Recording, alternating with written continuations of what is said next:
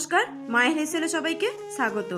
আজকে নিয়ে চলে এসেছি শীতকালের সন্ধ্যায় একদম গরম মুচমুচে আরও একটা স্ন্যাক্স আইটেম। একদম খুব চটজলদি বানিয়ে ফেলা যাবে ঘরে থাকা উপকরণ দিয়েই। দেখতে যেমনি লোভনীয়, খেতেও তেমনি কিন্তু দুর্দান্ত স্বাদের। বাড়িতে কেউ আসবে বললে চট করে এটা বানিয়ে দিতে পারবে। তো আজকে এই রেসিপিটি কিভাবে বানাচ্ছি আমরা চলো দেখে নিই। তার আগে বলে দিই, যারা এখনো পর্যন্ত আমার চ্যানেলটি সাবস্ক্রাইব করোনি তারা অবশ্যই সাবস্ক্রাইব করে দিও, আর পাশে থাকা বেল আইকনটি প্রেস করো যাতে নতুন কোনো ভিডিও আপলোড হলে সবার ফার্স্ট তোমাদের কাছে নোটিফিকেশন যায়। তো চলো বেশি দেরি না করে দেখে নেওয়া যাক আজকের রেসিপিটি কিভাবে বানাচ্ছি। এখানে কড়াই গরম করতে বসিয়ে দিয়েছি। অল্প পরিমাণ তেল দিয়ে দেবো প্রথমে ফোড়নটা করার জন্য। খুবই অল্প তেল দেবো, বেশি দেবো না, একদম ওই 1-1.5 চামচের মতো তেল। তেলটা একটু গরম হয়ে গেলে তার মধ্যে দিয়ে দেবো গোটা জিরে। ফোড়নে দিয়ে দেবো গোটা জিরে। গোটা জিরেটা একটু হতে দেবো।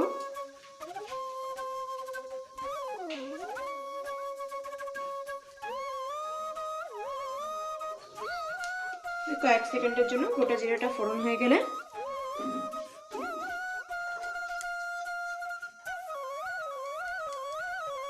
এবার এর মধ্যে দিয়ে দেবো লঙ্কা কুচি করে রেখেছি,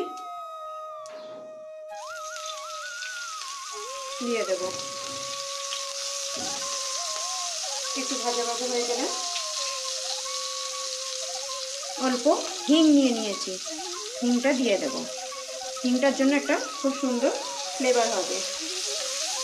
খুব সামান্য পরিমাণ নেড়ে নিয়ে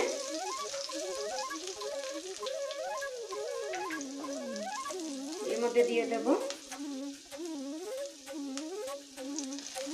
জল। যে বাটি মেপে জল দেব সেই বাটি মেপেই সুজি দেব। এই বাটির 2 বাটি জল দিয়ে দেব।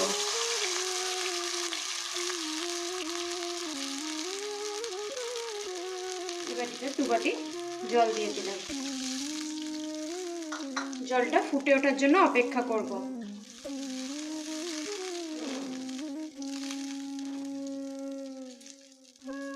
জলটা ভালো করে ফুটে গেছে। এবার এতে দিয়ে দেবো স্বাদ মতো নুন, আর দিয়ে দেবো অল্প গোলমরিচ গুঁড়ো। গোলমরিচ গুঁড়ো দিলে খুব সুন্দর একটা ফ্লেভার হয়, বা ঝালটাও বেশ একটু ঠিকঠাক মুখে লাগে। আর দিয়ে দেবো অল্প চিনি।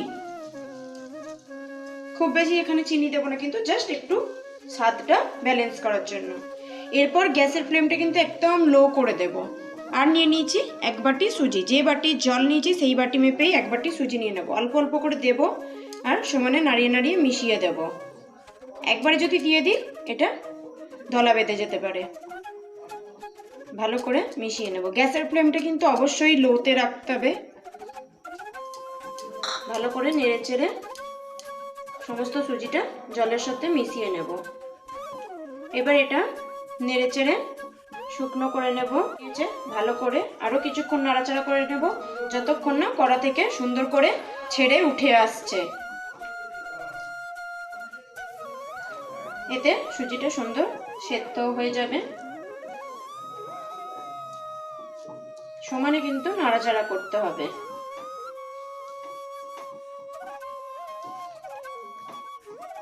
দেখো খুব ভালোভাবে কিন্তু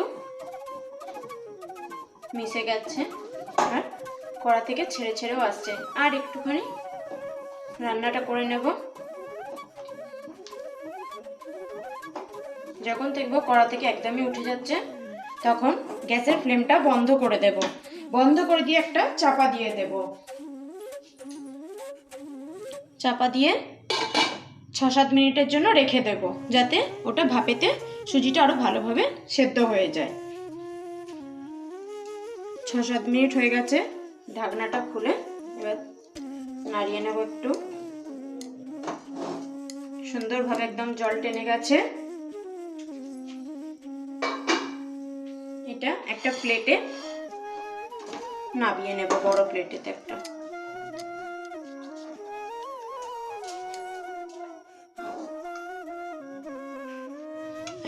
বড় প্লেটেতে নামিয়ে নেব মিশ্রণটা।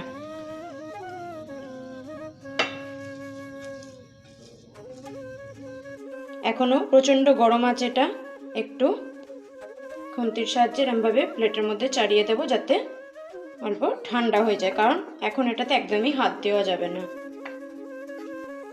অল্প একটু ঠান্ডা হয়ে গেছে। এর মধ্যে নিয়ে নেব 3টে ছোট সাইজের আলু নিয়েছি, খোসা সমেত গোটা সেদ্ধ করে নিয়ে ভালো করে ঠান্ডা করে নিয়েছি, খোসা ছাড়িয়ে নিয়ে এবার এটাকে এর মধ্যে গ্রেট করে দিয়ে দেবো। গ্রেট করে দেওয়া এই কারণেই, হাতে করে যদি আমরা শুধুমাত্র স্ম্যাশ করে দিই তাহলে অনেক সময় আলুর দানা থেকে যায় ভেতরে, তাতে করে জিনিসটা ভালো হবে না বা খেতেও ভালো লাগে না তখন যখন মুখে আলুর দানাটা পড়ে। তাই জন্য ভালো করে গ্রেট করে নিয়ে আলুটা দেব। সবটা গ্রেট করে এর মধ্যে নিয়ে নিয়েছি। এবার নেব কিছুটা পরিমাণ কড়াইশুঁটি সেদ্ধ করে রেখেছি, ভালো করে হাতে করে মেখে নেব। মেখে নিয়ে এর মধ্যে দিয়ে দেব।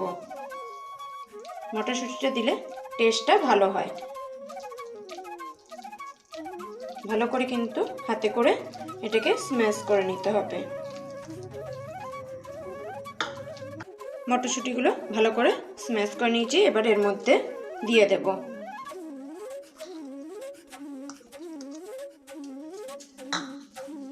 ভালো করে হাতে করে একটু মেখে নেব।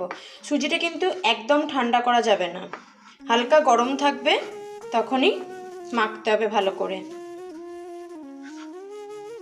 যে পর্যায়ে হাত দেওয়া যাবে সেই ততটা পর্যন্ত ঠান্ডা করে নিতে হবে। ভালো করে মিশিয়ে নিয়েছি। এবার দিয়ে দেব ধনেপাতা কুচিগুলো, একদম মিহি করে কুচি করে রেখেছি, ভালো করে ধুয়ে নিয়ে। দেখো হাতেতে কিন্তু একটু আটকে আটকে যাচ্ছে, তার জন্য অল্প হাতে তেল নিয়ে নেব। দিয়ে এবার ভালো করে আবার মিশিয়ে দেব ধনেপাতাগুলো দিয়ে। ভেতরে কিন্তু যেন কোনো শক্ত সুজি দলা না থাকে, সেটা ভালো করে একদম মেখে নিতে হবে, নাহলে ফ্রাই করার সময় ফেটে যেতে পারে। ভালো করে মিশিয়ে নিচ্ছি ধনেপাতাগুলো দিয়ে।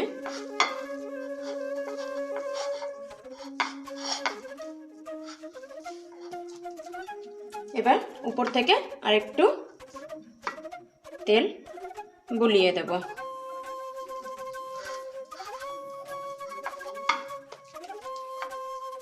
দেখো কত সুন্দর নরম করে একদম মাখা হয়ে গেছে, একদম মোলায়েমভাবে মেখে নিয়েছি।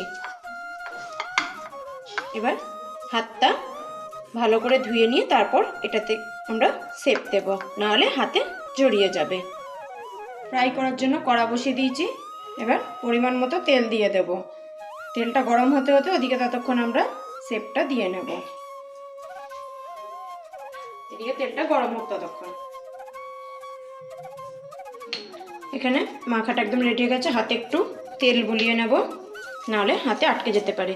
আর এখানে আমি ছোট ছোট চিজ টুকরো করে রেখে দিয়েছি, এখান থেকে অল্প পরিমাণে নেব, নিয়ে এর ভেতরে চিজের টুকরোটা ভরে দেব। ভরে ভালো করে কভার করে দেব, যেন চিজটা বাইরের দিকে বেরিয়ে না থাকে। এরম গোল বলের মতো শেপ দিয়ে নেব। তোমরা চাইলে এরমও রাখতে পারো। আমি যেহেতু আজকে ললিপপ করব, তাই একটা কাঠি ঘিতে দেব। এরমভাবে আরও একটা বানিয়ে দেখাচ্ছি।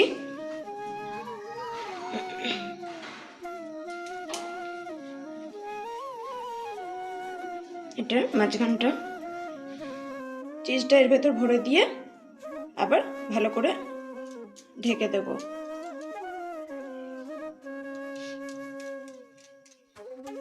সুন্দর করে গোল বলের মতো করে নিয়ে আবার একটা কাঠিতে লাগিয়ে দেব। সুন্দর ললিপপের শেপে হয়ে গেল। এগুলোকে এবার ফ্রাই করে নেব। তেল গরম হয়ে গেছে, এবার এগুলোকে ফ্রাই করার জন্য দিয়ে দেব। গ্যাসের ফ্লেমটা কিন্তু একদম লোতে রাখতে হবে।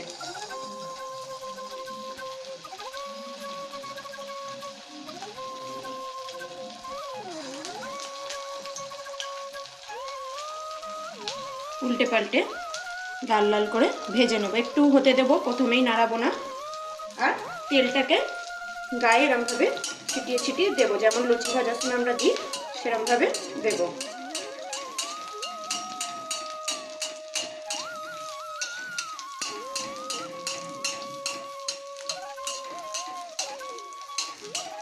সব দিকটা ঘুরিয়ে ঘুরিয়ে উল্টে পাল্টে লাল লাল করে ভেজে নেব।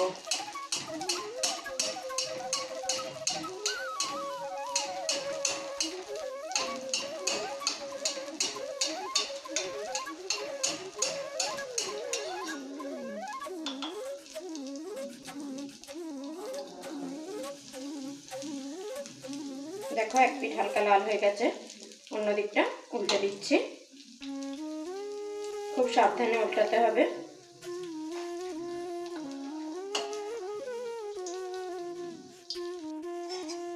দু পিঠ সব দিকই উল্টে পাল্টে লাল লাল করে ভেজে নিয়েছি। দেখো কত সুন্দর দেখতে লাগছে, একদম পুরো ললিপপ। এবার উঠিয়ে নেব। ভালো করে ভাজা হয়ে গেছে।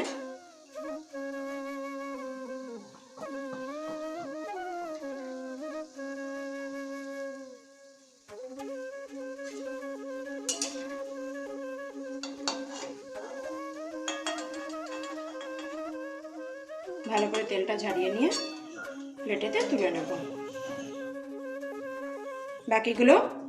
বাকিগুলো একইভাবে ভেজে নেব। আমাদের রেডি হয়ে গেছে সুজি আলু চিজি ললিপপ। তো দেখতে পেলে কত সহজেই বানিয়ে ফেললাম, যে সমস্ত কিছুই ঘরে থাকে কিন্তু আমাদের। খুব তাড়াতাড়ি একটা ইভিনিং স্ন্যাক্স বানিয়ে ফেললাম, বা বাড়িতে কেউ এলে বা কোনো বাচ্চাদের এটা করে দিলে কিন্তু খুবই একটা লোভনীয় সুস্বাদু খাবার। তো তোমাদের একটা ভেঙে দেখাচ্ছি। দেখো কত সুন্দর ভেতরে চিজটা মেল্ট হয়ে লাগছে দেখতে। দেখো সুন্দরভাবে কিন্তু চিজটা গলেছে। এটা যখন মুখে পড়বে কত সুন্দর খেতে লাগবে একটা স্বাদটা। তো কেমন লাগলো ভিডিওটা, বাড়িতে বানিয়ে রেসিপিটা কমেন্ট করে জানিও। ভিডিওটাতে লাইক করো, শেয়ার করো অবশ্যই। আজকের মতো এখানেই শেষ করছি। আবার নিয়ে চলে আসবো তাড়াতাড়ি অন্য একটা নতুন ধরনের রেসিপি। টাটা।